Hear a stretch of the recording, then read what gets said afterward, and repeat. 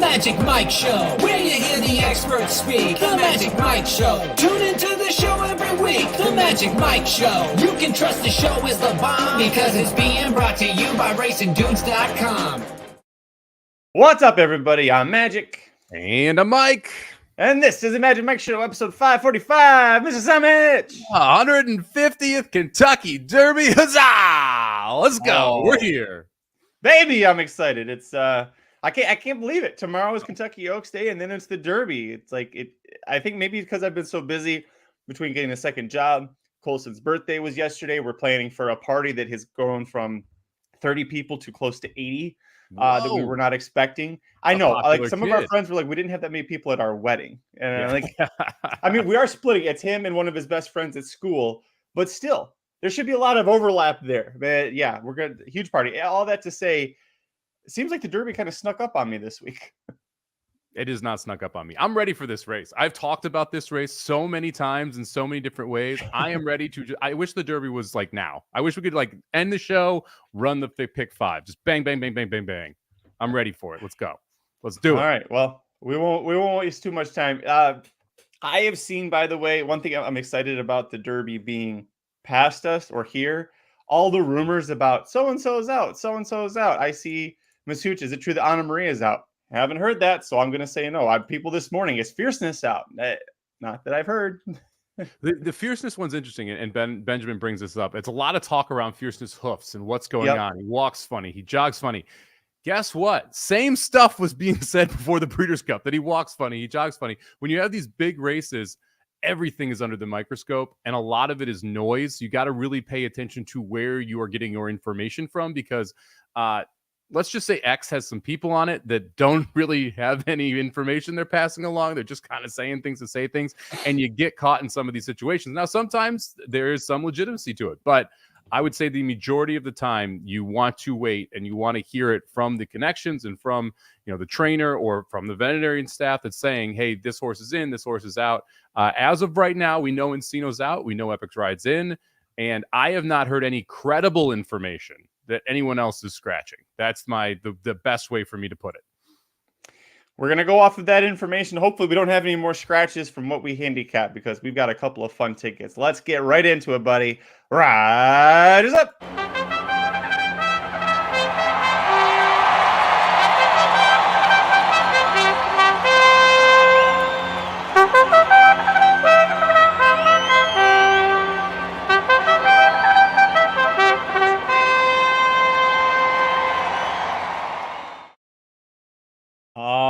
Mike, let's kick things off with I don't want to call it the late pick five because there always one after this. I'm calling it the Kentucky Derby pick five. It's an all greatest stakes sequence, and it starts.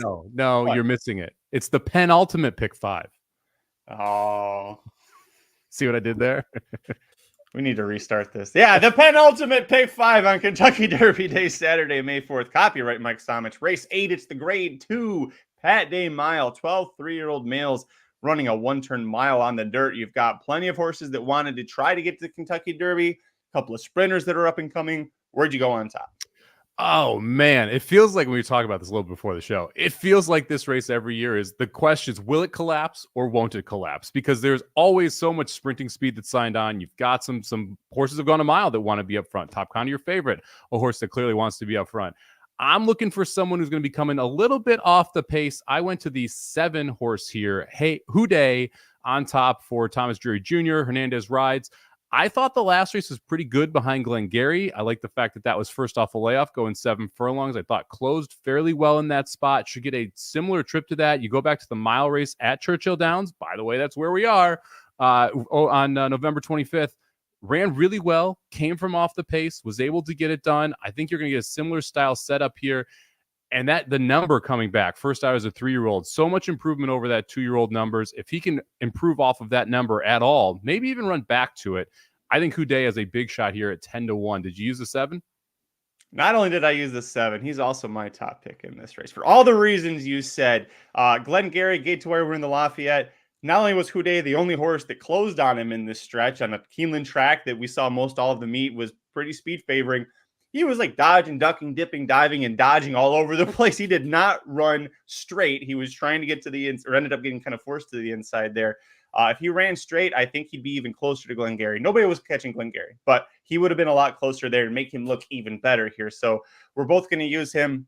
Top pick for me, and I see Ed Burke saying he did a 180 on him. He's throwing out Top Connor. I'm going to use him here. I thought this horse coming back to a one-turn mile makes him dangerous.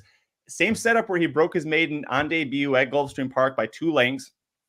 Just as important, that was a stalking trip that he had. He was not a front runner. He is not a need the lead type. You saw him go to the lead in the Bluegrass because he drew the rail and he had some speed, and you got to go out of the gate like that, or else you're going to get buried by a bunch of horses. So that was also, by the way, the Bluegrass, even though he faded pretty badly late in the stretch there. It's his first time facing winners, second career start, first time going 2 turns. He's faced a horse that's going to be the second choice, almost a favorite for the Kentucky Derby there. So I'm very forgiving of the Bluegrass effort. I think this is a much more logical spot for him. I understand why they took the shot, but to me, Top Connor in here at 5-2, I think he's got the right running style to win. Yeah, I'm using Top Connor. I'm going 5 deep in this spot because I do think it's wide open. I had Top Connor as my 3rd horse. I'm just worried that there's too much speed in here for him. But look, the last race, like you said, he looked very good and then just kind of fell apart a little bit. But that Bluegrass was the fastest prep of any of the prep races in the opening half mile of any of the prep races. And he was almost in there as a rabbit in that spot for Sierra Leone. So I do think he's going to be able to hold the speed a little bit better. Yeah, I was reacting to the 12. I have the 12 at Churchill, so that was nice. 13-1 to start the late pick 5. Hopefully we can close this puppy out now. Lost its freaking photo last race, or else that would have been a nice little cash there. Anyway, sorry. He was basically a rabbit there last time out, so I think Top Connor has a shot here, but I do like some other speed. In second, I had Nash, and I really struggled with what to do with Nash. And one of the reasons I'm going so deep is I'm not like in love with Top Connor or Nash, so I wanted to get some prices in there with him. Man, the 7 was a great pick shot. It was 28-1. Nash, one of those horses that's kind of tripped out the last few races. And now we're drawing all the way to the outside. Should have the pace to chase. Probably is going to have to use a little bit more of the horse than they necessarily want to get into position here early. But man, you can't deny the talent that we've seen from Nash. And he's lost to Track Phantom a couple times, but both of those races, Track Phantom had a clear advantage with the lead. I think the mile distance is really what Nash wants. This is a horse that doesn't really want to go more than the 1-turn mile. So getting the right distance should have the similar setup to what we've seen from him when he's been able to win here. The draw has me a little bit concerned, though. So you went 5 deep in this race. I went 4 deep. We agreed on 3 horses, and we've talked about all 3 of them. Nash is a defensive use for me. I didn't love his Hot Springs effort. I know he won pretty easily. He was cleared out, but it also was a very slow finishing time. It was 26 seconds to finish the mile, but he wasn't being asked for his best. He did defeat those horses very impressively. We were kind of saying back after the Lecomte Stakes and possibly even after the Gunrunner, like he might just be better as a 1-turn horse, and he's back to a 1-turn. The mile distance shouldn't be an issue for him. He had that just such an impressive victory here at Churchill Downs to break the maiden that made him a first-round pick in our fantasy draft by John White. So I'm going to use him in here with you as well. For me, it's a defensive use, but I don't want to get knocked out by this horse in the Pat Day Mile to get off the pick 5 when I've got strong opinions. In other spots, my 4th and final horse, I'm going to use the 5 Seas the Gray. I don't like the jockey selection here with Torres aboard. It's you would like to see somebody with a lot more experience, a better rider, really, in this spot. But this horse loves to close. And if there is a pace collapse, like you said before we went on there, sometimes we come to this race almost every year going, is there a pace collapse? Is there not a pace collapse? There's a pace collapse. I feel like this horse is going to be charging late as well as anyone in the field. He's going to come from off of it, but he has races on the page that make him competitive here. It's just a question of, does he show up? Does he take that step forward at this 1-turn mile setup? He was 4th in the Iroquois Stakes last September over this 1-mile setup, but he was a neck away from second. West Saratoga dominated it. West Saratoga's in the Kentucky Derby. So it feels like a race where something funky could happen. Might be the coach getting the win. Yeah, Dwayne Lucas, one of the hardest guys for me to get right because he runs his horses so often you don't get the consistency that you would do with some other trainers because you're not sure what effort you're going to get from him. I've considered Seas the Gray. I ended up not being able to get there just because I like some of the others here in this spot. But I agree with you. He'll be running late, and if it does collapse, he's one of the ones that definitely is a player there. I used two other here, and they were both pretty big prices. I used the 2 Beeline, 10-1 on the morning line. Riley Mott's been phenomenal so far early in his training career. Right now, clicking off at 15% this year. But if you've watched what some of his horses have been able to do, just really impressive with the steps forward they've been able to take. And this one is the lightest race of anyone in the field. 2 efforts at 6 furlongs at Gulfstream, won both of those races. I thought the last race in the Hutchinson was a pretty impressive win to be able to dig in at 6 furlongs as well. Kind of feel like he's the speed of the speed. I think he might actually be faster than Top Connor, and he'll be breaking from that 2-post and going. And it's interesting because you know who rides Beeline? Irad. You know who rides Top Connor? Oh, it's his brother, Jose. Do you know how often they get in speed duels together? Almost never. And so if they don't go at each other and Beeline goes, I think he's the faster horse. Top Connor sits. All of a sudden, I think Beeline is an interesting horse there to be able to stretch out and get the distance. Sire B Jersey won the, the Met Mile, I believe it was. So you know that the distance should be within Beeline's range. I'm not sure he wants to go much further than this, but at 10-1, I'll take a little bit of a shot, especially when Irad's going to ride for Riley Mott here. And then the 9 horse for me at 30-1, going to be the last on the ticket. Frosty Indulgence. This is the other one of the other horses only run twice in this race. Ran behind Houday last time, missed by a length. It didn't break well, and then kind of was a little goofy. You could tell this horse still needed to get things together mentally. But at 30-1, and after the way that they've kind of positioned this horse, I'm willing to take a little bit of a shot. The horse won from off the pace and was wide at Turfway Park, going 6 on the synthetic. They stretch it out to 7 furlongs in the Lafayette. And I thought ran very well considering the break. Now we're coming back and we're going into the graded stakes level. It shows a ton of confidence from the trainer Christopher Davis. I think the 9 has a shot to be the other one that kind of picks up the pieces here. So we'll take a shot with the 9 at 30-1 as well. I considered both of them. Beeline, I was afraid that he was all out to win that Hutchinson Stakes at 6 furlongs. And, going to this mile, if there's a bunch of other speed that goes with him early, like the 1 Carbone you assume is going to go, you would think Otto the Conqueror is going to try to go. I don't know if he's fast enough to keep up through the opening quarter mile, but as far as the 9 Frosty Indulgence goes, I did look at him and kept thinking, maybe. I think this horse might end up being a little better if he switches back over to turf. He had that really nice effort on the synthetic. He's been doing almost all of his training on the synthetic at Turfway Park. A good horse I think to use underneath. I just couldn't make him a win bet here. Neither of us are using the 11 Vlahos, who is a bit of a surprise to show up. He breaks the maiden on debut at almost 14-1 at Santa Anita. Just absolutely demolished that field, looking like a good Luis Mendez first timer. Gets privately sold and then transferred over to Doug O'Neill. And Doug says, we're going to go all the way to Churchill for the Grade 2 Pet Day Mile for your second career start. It feels like this horse, that big 98 Buyer just really jumps off the page. Is this a trap to bet Vlahos? A little bit. I mean, to me, the reason I did not use Vlahos is because of the trainer switch. Luis Mendez, I mean, we've talked about him on the show quite a bit. He is so good first out, so good with these 2-year-olds, so good with the young 3-year-olds. I mean, Doug O'Neill, good trainer. He's able to get horses to run off of other trainers, but you kind of feel like that horse was really geared up for that first race. And now you're jumping in here and you got the inflated number from a buyer perspective. Now you're jumping in here into stakes company. You're drawing wide. I just think this one's kind of a cut above, and I agree. This horse is getting bet down quite a bit. And if he gets bet down to the 4-1, 5-1 range, I can't include that type of horse where I think there's so many question marks, especially with the trainer switch, and knowing what Luis Mendez does so well. He was doing what he is absolutely the best at with this horse, and now you're giving it to someone else. It's just a concern for me. Nick Sievers is going balls to the wall early here. 10-1 single on Carbone. I mean, he's fast. He's on the rail.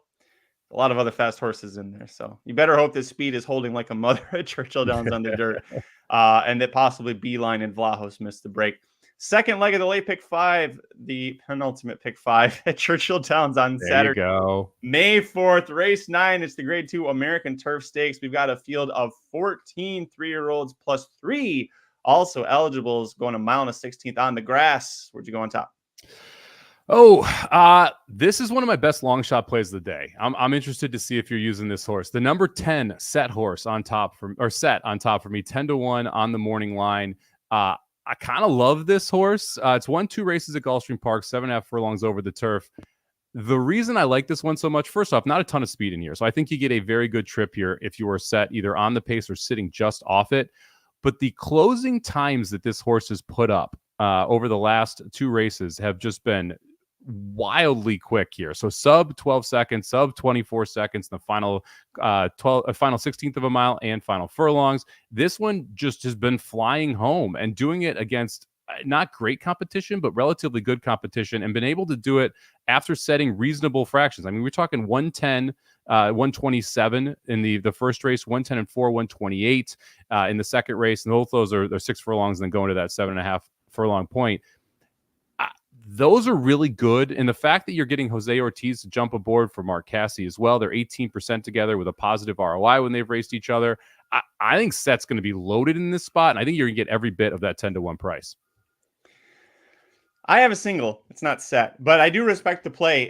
If you think that he's got a strong chance to go gate to wire, those times down at Gulfstream were impressive. I was just a little worried that with the draw and with who else is in the race, I think Twirling Point is very likely to go. I think Tricari, the 2 inside horses, could go. Laganos, the 3, has shown speed, but not when Torres has ridden him. The 4, Formidable Man, has Sayas. That horse has shown speed. Stay Hot, 7 Post, that horse has shown speed. The 6, Neat, shows speed. There's a lot of speed that I think it's going to make it hard for set. I'd be a lot more interested in set if he was around 4, 3, in a lot more inside there. But I respect the play. I'm single. I don't care what Michael Myers has said. Michael Myers hasn't been paying attention to horse racing in the last year, so I don't care. I'm just joshing my buddy there. I'm going to single the 5, Legend of Time. Charlie Appleby trains. Frankie Dettori is going to pick up the mount. Appleby is literally 50% with horses making their first starts in North America. It's a coin flip. He's got a positive ROI with that. This horse, 4 for 5. The only time he didn't win in his entire career, he had a rough trip where horses hampered him pretty badly in the stretch. He probably was only going to get about 3rd, maybe 2nd, but definitely he was the 5th place. It's an outlier for a reason. Those last 2 races in Maidan on the turf, unbelievably good. Like, that horse was demolishing those other horses there. Comes over here to this spot. Appleby knows what he's doing. I'm very strongly in favor of the 5, Legend of Time.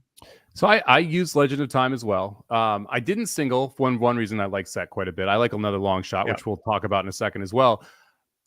Does it bother you at all that this horse wasn't running in Europe, wasn't running in group stakes, kind of went through the conditions at Maidan versus facing some of the better horses? And that's where Appleby generally runs his best horses. And that, like, after that group 3, he just kind of backed down the level that this horse was facing. To me, it was just a very interesting Appleby progression. Not what we generally see from his horses that ship over. It's usually like, look, they were competitive in group 3s, maybe won a group 3, then they're competitive in group 2s, and then they're not as competitive when they get to that group 1 level. So Appleby's, all right, let's ship him over to the U.S. Let's try him here.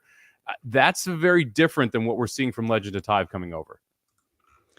But isn't his B horse almost always good enough to beat the A horses in America? Especially at 3. They are. This one was I have not seen an Appleby come over from specifically the Middle East to come over to the US. It's always been, we're running in group stakes in Europe, and then we come over, versus we're running in, and it was, again, obviously the stakes level is different, and there's, $218,000 last time, but the 2 prior were allowances. Like, it wasn't even coming back to the stakes level. So the replays are good. You have to respect Appleby. I just have a couple questions about this one because of where it's been running and who had been running against versus a normal Appleby coming over. That's fair. That is a fair point there. I watched the replays, and there were a couple of long shots that I had considered using here. I'm not sure if you're going to use them, so I won't talk about them yet. But just those replays that he had, just completely wild. But anyways, who are you going with next? So I used the 5 and the 10. 10 was the top pick. Second for me was actually the long shot here, Laganos. And you mentioned him earlier. This is an Asmussen Torres horse that they clearly got Derby fever with a little bit, right?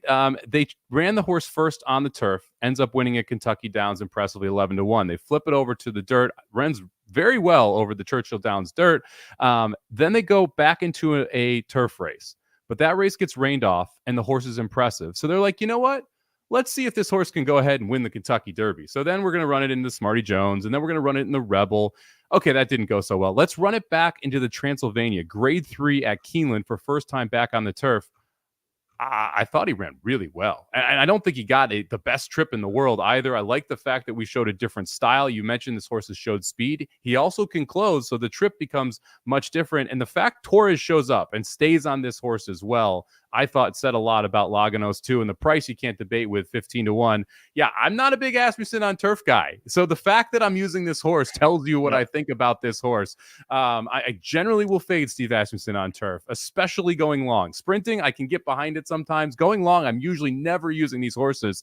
But I thought the Transylvania was that good. And I think the upside for Laganos is significant here as well, because if he was always supposed to be a turf horse, and it sure feels like it based on the way they started to campaign the horse, this is going to be his better surface. That last race is for real, and it's very logical. Second time on turf going 2 turns, he takes another step forward. And if that's the case, he is right there or should be the favorite in this race, and he's sitting at 15-1 on the board. This was the second up for me. I love Laganos' Transylvania. Fastest stretch run time of every horse in that field. He wasn't able to catch Neat or who was it, Cugino, but those horses were also a lot closer to the pace than he was. He came flying from way out of it. So very impressive horse. Like I said, it was second up for me. Cugino is the other one that I considered using. He's finished second in 3 straight races since breaking his maiden on debut. Second by a length, second by a neck, second by a nose. Some people might be scared off by the post. I would like to very gently remind you what happened in last year's American Turf. Web Slinger with Javier Castellano aboard came home just fine from the 12 post. Cugino has Javier Castellano aboard, post 11 right now. He adds blinkers, which is an interesting move. I'm guessing that Castellano, after the Transylvania, told Shug, like, put blinkers on him because he had the lead and he let Neat come back on him. And maybe the horse was just kind of looking around, and so blinkers are on to focus. Blinkers on is not traditionally a super move for Shug, but I'm guessing that's what happened. And so another reason that I like this horse. So looking deeper, Mike and I, definitely like the 3. I also considered the 11 a little bit.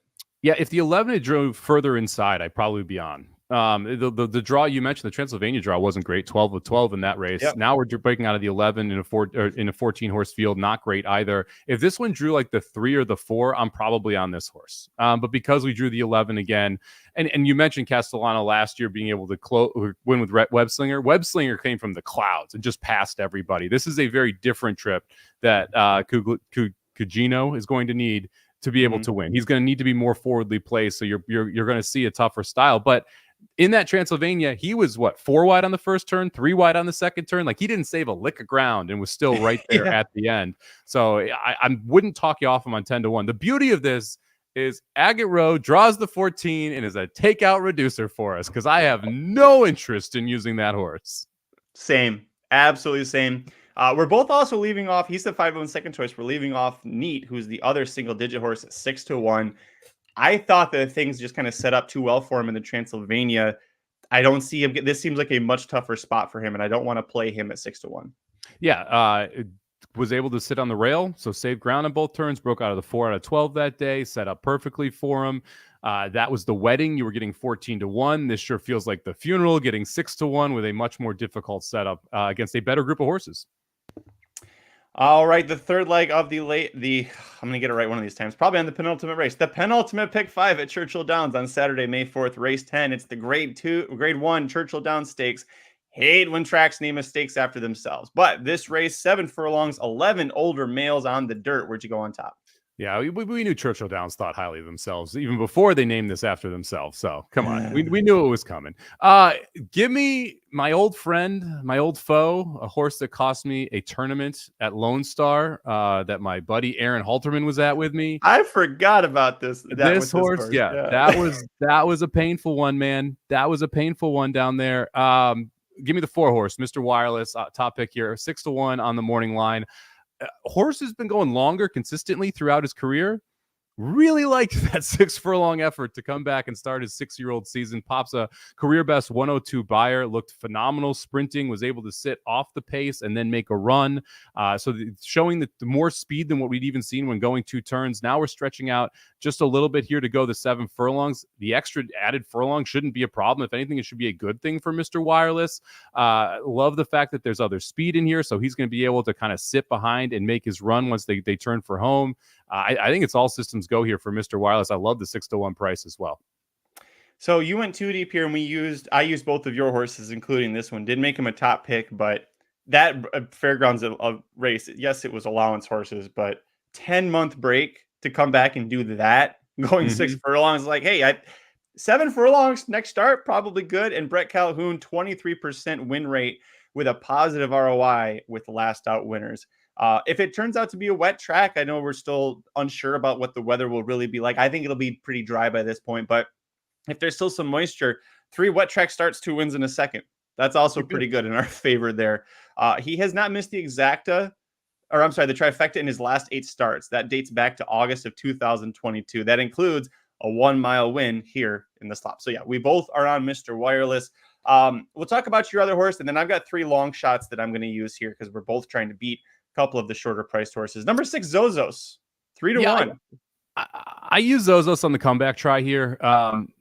This could look like silly that you get 3-1 on this horse if Zozos runs back to like the middle 2023s when Zozos was a really, really good horse. There's Munnings here, so mud would be a positive thing for Zozos. And when I looked up and down this, I'm like, are we sure Zozos doesn't just get the lead? And there's no one really who can press. I mean, Bo Cruz, a horse that wants to be forwardly placed, but I don't know if necessarily Bo Cruz wants the lead from the inside. We'll see what he decides to end up doing. You look at Trackmate, who has a faster early time for him, but I kind of disagree with that considering what Zozos can do early in races. Like, I think Zozos gets to the front, and then it's almost a come and get me style race. And I'm not sure anyone can come and get Zozos if you get the A- effort. Like, and the question off the layoff is, will we get that effort? And that's why it's one of those situations where do you want to back that horse 3-1 as your favorite off the break? But because I like Mr. Wireless so much, and I think Zozos has the possibility to just wire this field, I felt like this was the best race for me to go short in this sequence. So I'm just going 4-6 to get through this one. Interesting that Brad Cox picks a really tough spot here. People saying this is a trash grade 1. I'm not going to get into that. This is a tough race for any horse coming back from a 6-month break. And Cox connects at 36% with horses cutting back from a route to a sprint. This horse isn't flashy. He's not sexy. We've seen him an awful lot of times. But he's a stubborn-ass grinder when he's on the front end. And he is hard to pass when he gets on the front end and gets comfortable. So I used him as well. 3 horses that I use that are longer shots. One of them you brought up, Bo Cruz. I thought that this horse is really improved as a 4-year-old. Hat tip to you. You had him in the Commonwealth. I added him at the last second when Hear My Song scratched at the gate. Sorry, Michael Olsen, I know that triggers you. But, finished 3rd in a fairground allowance, going 2 turns, then cut back to this distance and dominated that Commonwealth. Now he's 3rd off the layoff, following back-to-back career-high buyers. And trainer Al Stahl Jr., 24% with last out winners here. So I like all of that. I like that he's inside speed. He'll be front. Shouldn't have an issue getting to the front, especially with 2 dead set closers to his inside. Yeah, it should not have. Well, I'm not sure he wants to go to the front. I think this is a horse that wants to sit right behind it. I still kind of feel like this is Wedding Funeral, though. That, like, to me, the setup for Bo Cruz was so good last time, where it felt like he was just kind of outside the other speed, would be able to sit where he wants, make that run on the turn. It's exactly how it played out. You're getting a little bit better of a price on the morning line. We'll see what he actually goes off at, because this was a horse that was 12-1 on the morning line that day and got bet down to about 6-7-1. Mm-hmm. I couldn't get there with Bo Cruz, and I wanted to, but especially since I had him last time. You're like, no, let's go right back to the well. But there wasn't a Mr. Wireless, there wasn't a Zozo, there wasn't a Hoist the Gold. I mean, even 3 Technique loves this track. Teano Twist is a decent horse. Like, this field feels deeper to me than what we faced last time at Keeneland. I don't get the Wedding Funeral thing, because he was 6-1 off odds and he's 10-1 here. I've seen a couple people say that. Like, well, if he gets bet down, then yes, Wedding Funeral possibly. Although we were at the wedding, so damn it, I'm going to show up to every party he's at now. This is the after party, right? Not quite. The funeral. after party. I will agree, Christopher. This is a harder race for Beau Cruz, at least what we see on paper here. Two more for me. I did see. Actually, we'll go back to you, Chris. 3 Technique, last horse on my entire ticket, but I kept looking at this horse and looking at him, and it's the long layoff. That's the big concern. But he's 3 for 8 at this distance, which we talk about every time. Is 7 furlongs is tricky. He's 7 for 9 in the money at Churchill Downs, including 2 wins. The works look pretty good. The last one was a maintenance work. Before that, this horse was working very quick. The last time Castellano was aboard this horse last July, the 7 furlong grade 2 John Nehrude Stakes, won it by almost 4 lengths. And if you think that this race is a trash grade 1, it is very comparable to the John Nehrude outside of Hoist the Gold being in here. I think he's got a chance to come flying. I like him because he's 10-1 and because I think I'm going to get every bit of that price. Yeah, I loves the track too. 9 races, 2 wins, 2 seconds, 3/3. I wouldn't talk you off 3 Technique. I like Mr. Wireless so much. That's why I'm not going very deep in here. But this would be one of the horses that I would have considered. And the last one, it might have also been Christopher. I feel like Christopher's been looking at my what my ticket was going to be here, because I'm going to go with the number 10 Gun Pilot, also at 10-1. Each race as a 4-year-old has produced a better buyer than the last. He won 2 straight 6 furlong allowances at Oaklawn Park. He was a close second in the Eclipse Stakes last time out, but if you watch the gallop out, immediately past the wire, well past the winner. Like, he definitely seemed like he wanted more than 6 furlongs at a tighter track like Oaklawn. He's going to get that longer stretch at Churchill, get that extra furlong. By the way, broke his maiden on debut, going 7 furlongs. Where? Churchill Downs. So I'll use him again at 10-1. Yeah, don't hate it. Another one I considered at a price. Big question for him is the class jump, right? Is he going to be able to handle this level? And again, if you say this is a bad grade 1, well, he hasn't handled the grade 3 field yet. So it's no matter what you say, this is a step up in class for what Gun Pilot has gone. All right, we got to at least talk about the 11 Hoist the Gold. Neither of us are using it. Bunch of people are asking about Hoist the Gold in the chat.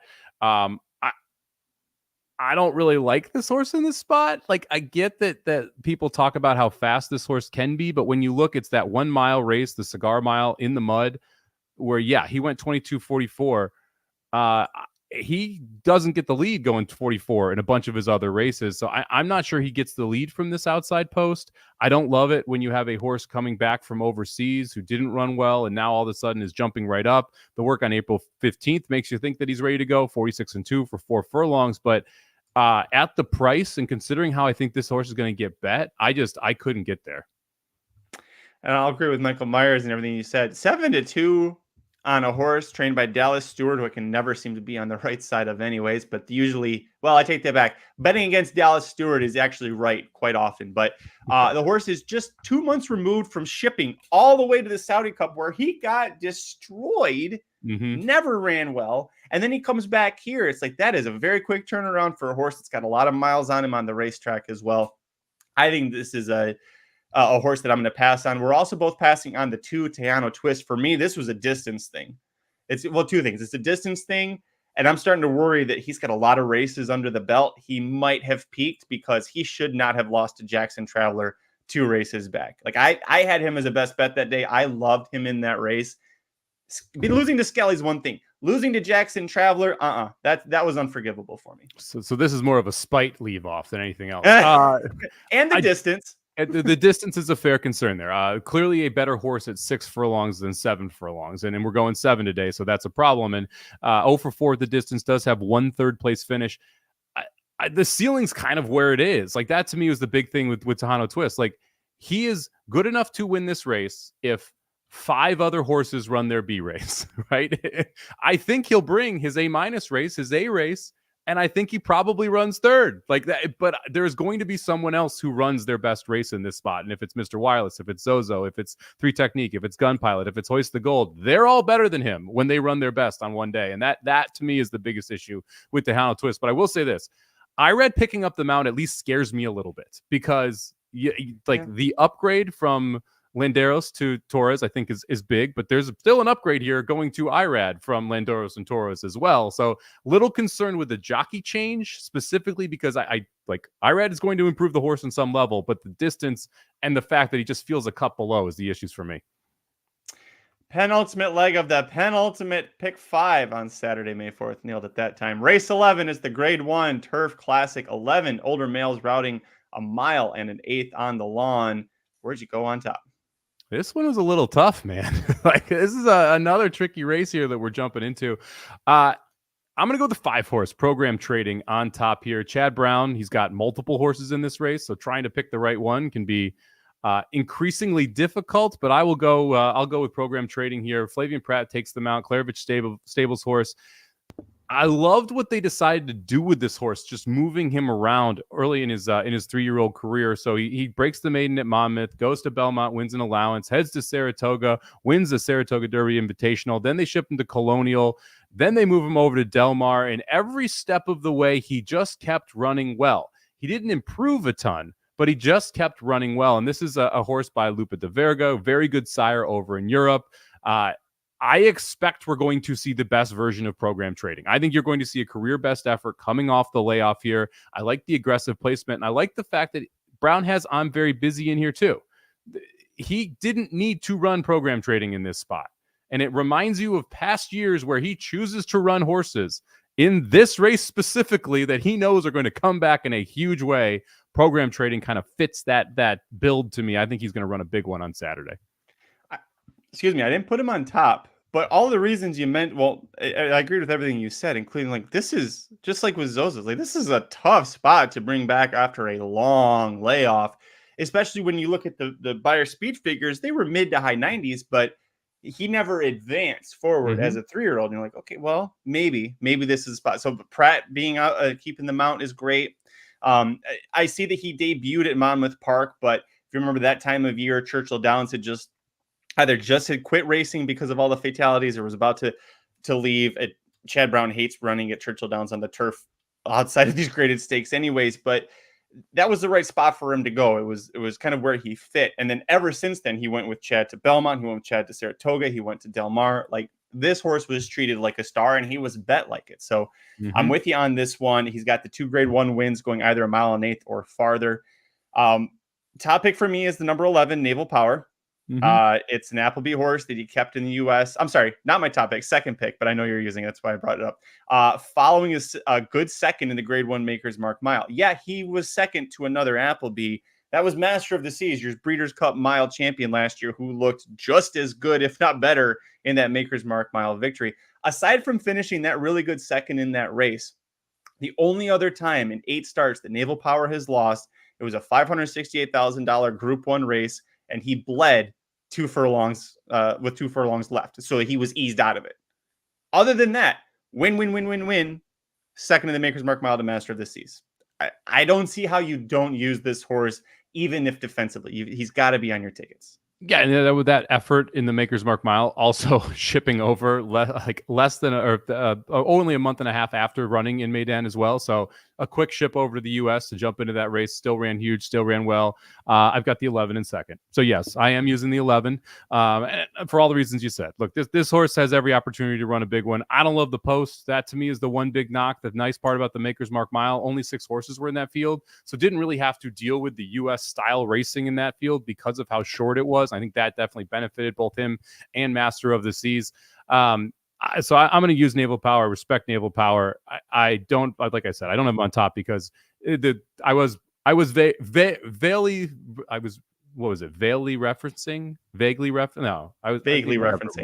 Yeah, no, but it was behind a veil. It was a little stinky, but it was not very yes, this is domestic spending. That's what Program Trading feels like. It's domestic spending, and we've seen what Brown did with him. Third for me, I'm going to go 3 deep here. Give me the 1-horse Integration. Kind of feel like if you're using the 5 Program Trading and you're using the 11 Naval Power, the 1 Integration kind of makes sense.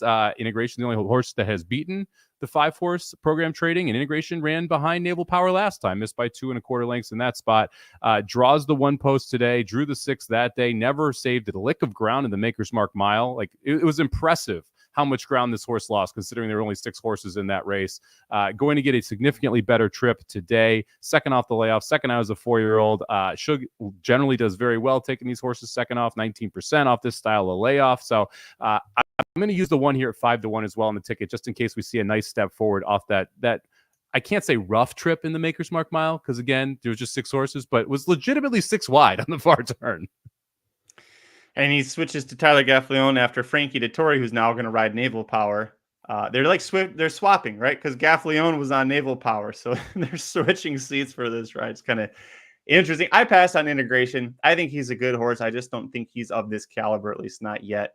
I could definitely see him go to New York and win a Grade 1 race there, but I don't think this is a spot for him. I think he can hit the board, but I remember him going into the Pegasus thinking he was overhyped. He ended up going off as a 6-5 favorite and didn't run all that great there. A horse that did run very well and almost beat Warm Heart, missed by half length, is my top pick. That's the 6. I'm Very Busy. The other Chad, I'm surprised you're dancing with the devil and you're splitting the Chad Browns up here. You're only going to take one, but this horse, since he's come back as a 4-year-old, holy cow, second, like I said, by a half length to Warm Heart in the Pegasus World Cup, then came back and destroyed that field in the Muniz Memorial despite drawing post 13. He had to come from post 13 to win at Fairgrounds on that wacky ass turf course and still got up and just destroyed them. That was one of the most impressive turf races that we definitely saw at Fairgrounds this year. So I'm going to put him on top. This is where Irad is going to stay on for the 3rd straight time. Why did you decide to leave him off?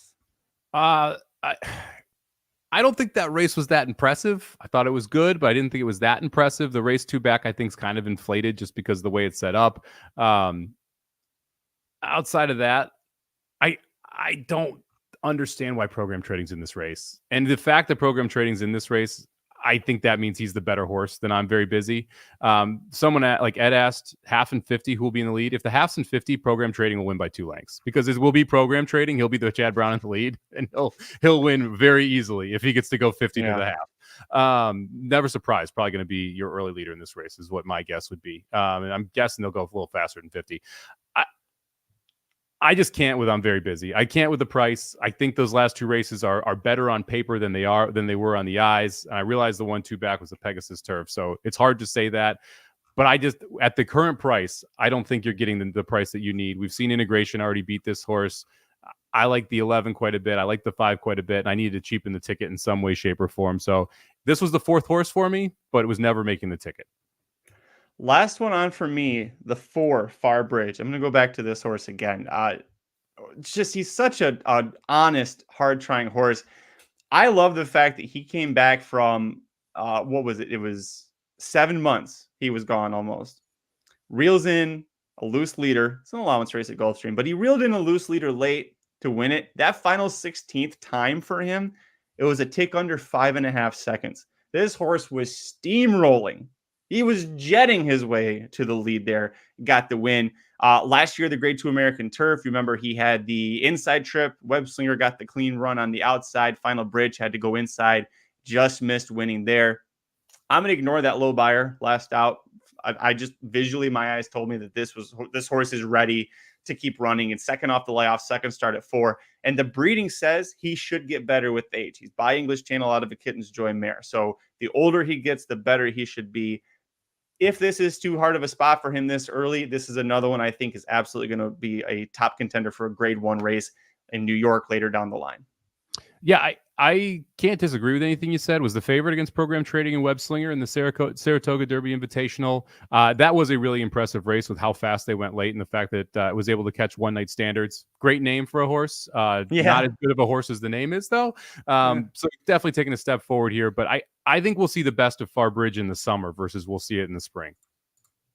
Christopher saying what Mike was earlier, Pratt could be the difference here. Such a good judge of pace. Yes, absolutely. And that's a reason why I am using him and a big reason why Mike's got him on top. All right, Mike, here we go. The 5th and final leg of the penultimate pick 5 at Churchill Downs on Saturday, May 4th, race 12. It's the Grade 1 Kentucky Derby being run for the 150th time. We've got 23-year-old males routing a 1.25 miles on the dirt. Where'd you go on top? It's the big one, baby. Look, if you've been watching my stuff, you watched the show on Monday, you probably know I'm going to go with Fierceness, the 17 on top here. I'm not scared of the post. He's now in that 16 post with Encino out. I kept trying to figure out what the pace of this race is going to be because I think that's a big part of how you're kind of handling this. And the one Dornock's going to go, right?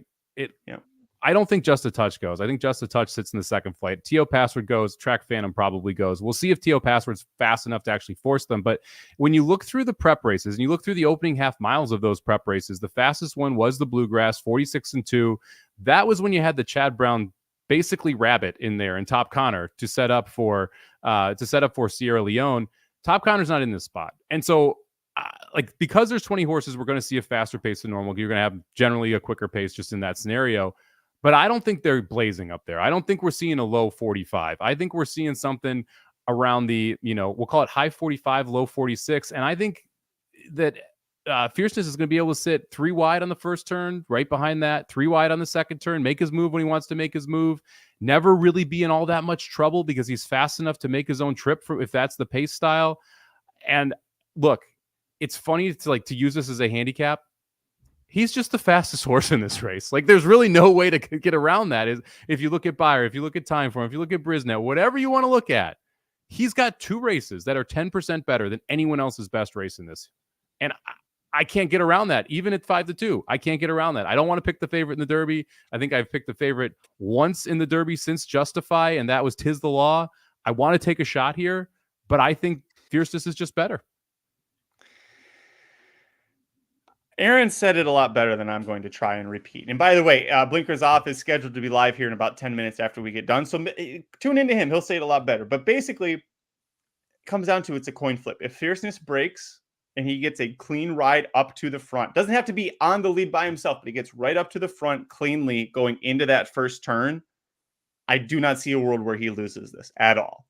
And if it's that kind of a coin flip chance or coin flip there, I'm going to take a chance on him. I went into the Derby fully expecting to beat Fierceness and everything. And the longer the week has gone on, the more I've thought about it, the more I've listened to the experts who I trust. I'm like, God, Fierceness isn't my top pick, but I absolutely believe he's a strong contender to win this Kentucky Derby. That post 17, now post 16, but still the outside draw there with the speed, that's going to help his chances of breaking a lot cleaner than if he was post 1, post 5, post 8, all of those spots. So I'm with you on Fierceness. We're both going to go with a little bit of a longer shot for our second horse here. And we're both thinking if Fierceness doesn't fire or if Fierceness gets in trouble, who do we think is going to come pick up the pieces late? I'm going to say that's the number 4 Catching Freedom. That's still my top pick here. It's my favorite jockey, Flavian Pratt. He's back with Brad Cox in the Albaugh family stables after riding Angel of Empire to a strong 3rd last year. The plan was for him to be more forwardly placed in the Louisiana Derby. Didn't work out. Had to play the break the way they did. And he came from way out of it to get the victory. It's going to be a little hard for him to break cleanly from 4 and be forwardly placed because a lot of horses will come down on him. But I'm hoping somewhere in the middle, there's a lot of jostling that goes around. A lot of those horses don't break that cleanly.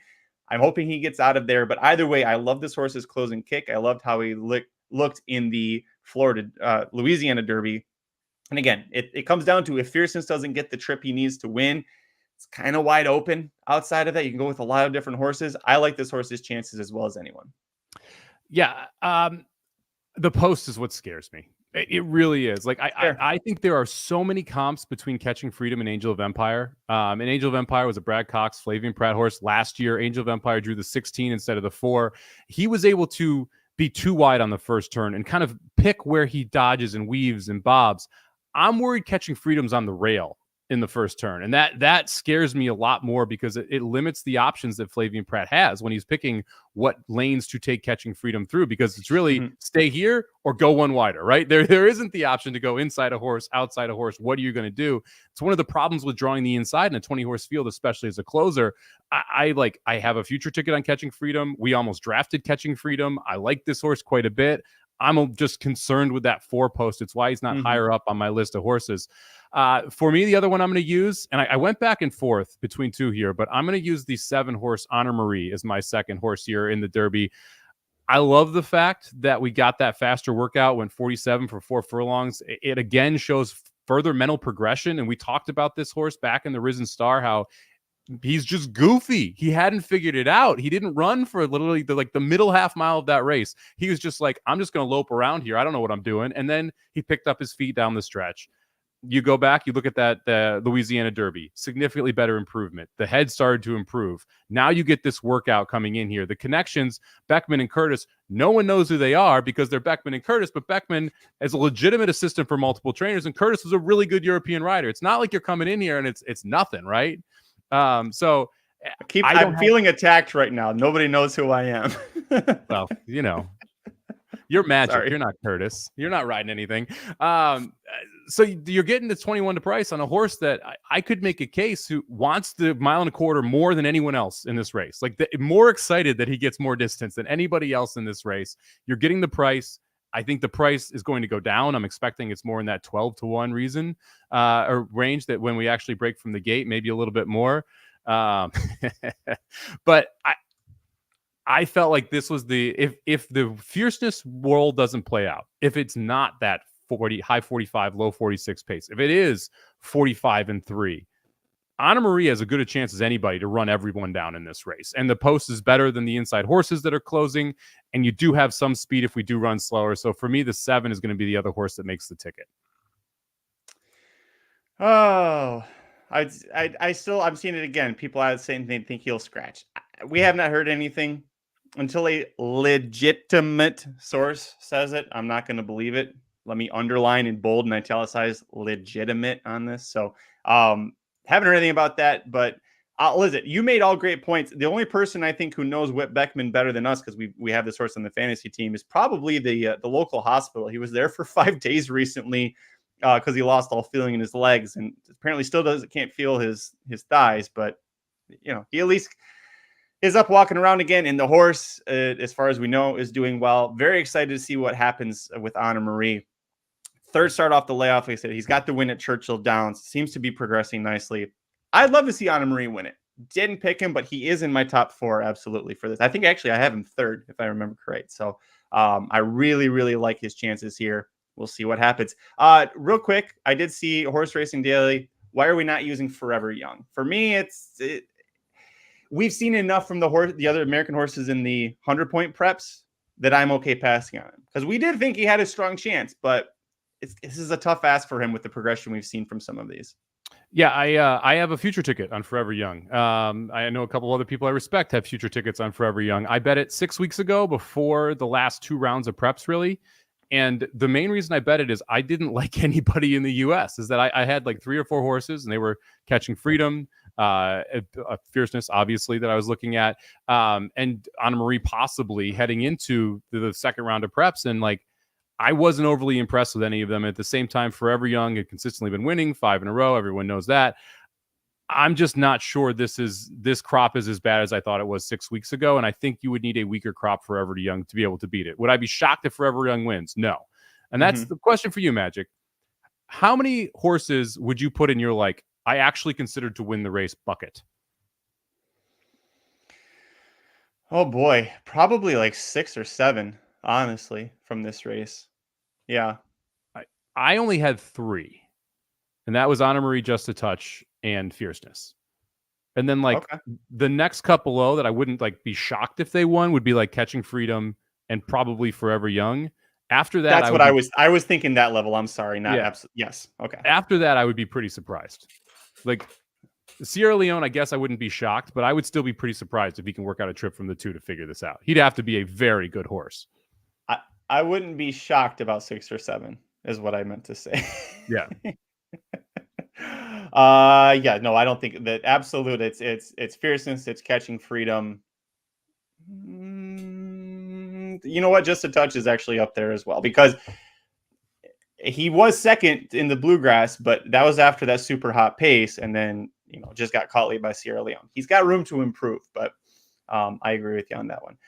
All right, let's get everybody out of here. Thank you so much for joining us. Blinker's Off is going to be live in a few minutes. We're going to give out our tickets one last time and then turn it over to the big guys. I'm going to start off with my ticket, 5, 7, 8, 12, single to 5, then 3, 4, 6, 9, 10, then 4, 5, 6, 11, and then 4, 17. That's an $80 ticket for me, Mr. Somich. I might have misspoke because Jared's 6 or 7. It was 7 or 8. 7, 8, 17 were the only ones that I really thought have a shot at winning the race. All right, so 50-cent ticket here. 2, 7, 8, 9, 12 with 3, 5, 10 with 4, 6 with 1, 5, 11 with 7, 17.